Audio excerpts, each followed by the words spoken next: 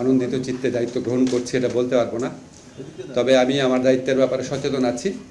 আমাদের যুব ক্রীড়া মন্ত্রণালয়ের দায়িত্বে যে আগে ছিলেন আসিফ মাহমুদ, উনি অত্যন্ত সফল একজন উপদেষ্টা ছিলেন। বিশেষ করে ক্রীড়াক্ষেত্রে উনি অনেক কাজ করেছেন, যুবক্ষেত্রেও কাজ করেছেন। ক্রীড়াক্ষেত্রে আমাদের এমন অনেক বিরল সাফল্য নিয়ে এসেছেন যেটা আগে কেউ পারে নাই। তারুণ্যের উৎসব নামে একটা খুবই ভালো একটা প্রোগ্রাম করেছেন। আসিফের কাজের যে ধারাবাহিকতা সেটা তো আমি বজায় রাখবই, প্লাস নতুন কি করা যায় সেটা দেখব। 2 মাস খুব অল্প সময়, তবু আমি ঠিক করেছি 2টা আমার লক্ষ্য থাকবে।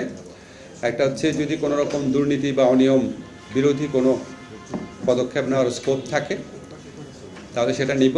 আর হচ্ছে ঢাকার বাইরে, বিশেষ করে যে আমি সবসময় ঢাকার বাইরে গেলে অন্য মন্ত্রণালয়ের দায়িত্ব নিয়ে শুনতাম যে ওখানে খেলাধুলা খুব করুণ অবস্থা, আমরা তো সব ঢাকা কেন্দ্রিক হয়ে গেছি।